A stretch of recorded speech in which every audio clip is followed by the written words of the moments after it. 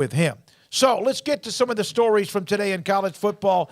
Devin Leary, maybe as good a name that was in the transfer portal, according to a report, headed to Kentucky. Yeah, this is a huge pickup for Kentucky. They lose Will Levis to the draft this year, and they have a good shot at having back-to-back years of first-round quarterback taken, because Devin Leary will probably be a first-rounder next year based on, projections for him. And maybe had he played the full year this year, he might have been in that regard. He's widely regarded as the best pure passer that's available in the country, and a lot of coaches and scouts really like his arm talent. So Kentucky, they're not a school that has rolled out quarterback after quarterback after quarterback. So for them to lose one of the more talented ones they've had in a long time, and then bring in Devin Leary, who might honestly be better a little bit than Will Levis, that's a huge get for Mark Stoops and Kentucky as they try to unseat Georgia in the SEC East. But that's not going to be easy, but a huge get for the Wildcats. Yeah, I mean, this was a guy who about 2 weeks ago, or whenever it was that he entered the portal, it's hard to keep track of the dates at this point, but this is somebody that a lot of people had as their number one quarterback, if I remember correctly. A lot of debate about, not only was he number one, but who is he number one, most closest to, or whatever. Who is he edging out as the number one guy? I had various thoughts on, like, hey, if Baylor's job opened up, who would you want? Or if USC's job opened up, who would you want, or whatever. And, I think that this is a massive gift for Kentucky. I mean, just from a, splash standpoint, they obviously need to replace their really good quarterback, and they did with another really good quarterback. And so I think this is a great get for Stoops, and definitely a day to celebrate. I think it's also one of those things where, my immediate thought was, oh, he's going to the SEC. And, I wonder how often we see that now in the transfer era of where guys go and try to make that leap towards the end of their careers. And I also thought about the fact that when he goes to the NFL draft next year, it's going to be Kentucky quarterback.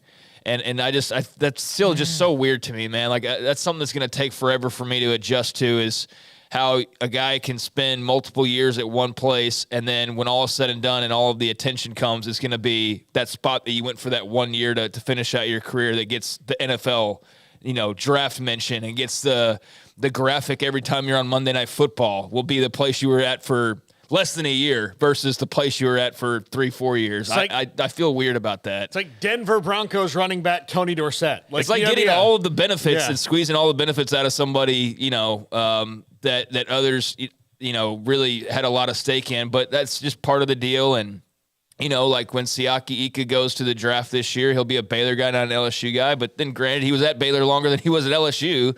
But in this case, it's kind of that 1 year rental, right? That you've got in college football now, thanks to the transfer portal. They're the guys who transfer and they're gone for 2, 3, 4 years or whatever.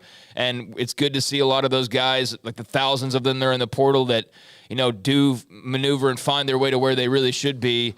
But then there's the big time, high profile guys that are going to be those 1 year free agents. And Devin Leary was definitely in that category. So great get for Kentucky, big loss for, NC State, although obviously they adjusted during the season. MJ Morris is, their guy, and they'll have others. But good for the Wildcats. USC added Mason Cobb, Oklahoma State linebacker. Some notes on him.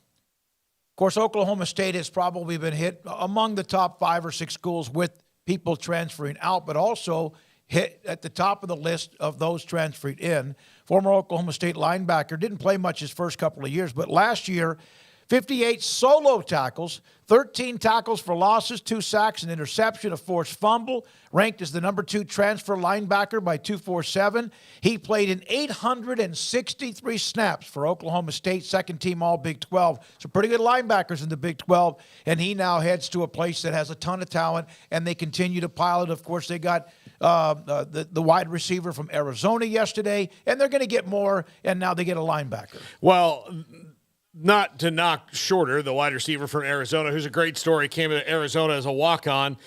Arizona was one of the worst schools in the country, and then he's fought his way up to being one of the most sought-after guys in the transfer portal. But USC isn't going to win anything unless they get more guys like Mason Cobb. That's been the knock on Lincoln Riley through his 2 head coaching jobs, is fantastic on offense, artistic. He's like the Picasso of that right now. Everything the quarterbacks are all great. Everybody's fantastic on that side of the ball, but the defense isn't very physical, isn't very tough. And when they play teams that are, for example, the 2 games they lost were against Kyle Whittingham teams. When it comes down to toughness, Kyle Whittingham's teams are going to out-tough most people, even in the games that they lose. And so that's what he has to change about that team. So he needs Mason Cobb and about 4 or 5 of the guys like him if they really want to take that step. Yeah, offense isn't the question with the Lincoln Riley teams. I think that's well established by now, and certainly when you watch USC, the defense was where you focused when you thought about where they could potentially get a lot better this offseason. So they're attacking that portal like you'd expect them to, and everybody else is doing, and that's a really good get. Oklahoma State's had a number of guys enter the portal. They've also been very active, in replacing guys as well. So that's a team that I think you can kind of start to peg, sort of the general characteristics of teams already, but then, find and identify the holes that they're also finding, identifying through the portal, and kind of, you can start to see kind of the shape that some teams are already taking for next year, or because of the mass amount of guys they have coming back, sort of the shape that they have already. And Oklahoma State's kind of curious to me. Like, they're one I don't really know how to peg this early on, because, who is the quarterback next year? Are they going to, attack it in a different way than just who's on their roster already with Spencer Sanders out the door? What do they get and what do they lose in the portal? They've already lost a lot. They've already gained some. Eventually they'll settle in when all the dust settles. But, yeah, they're a team that's had, the door basically wide open going in both directions. And so this was a loss for them, but a terrific gain for USC.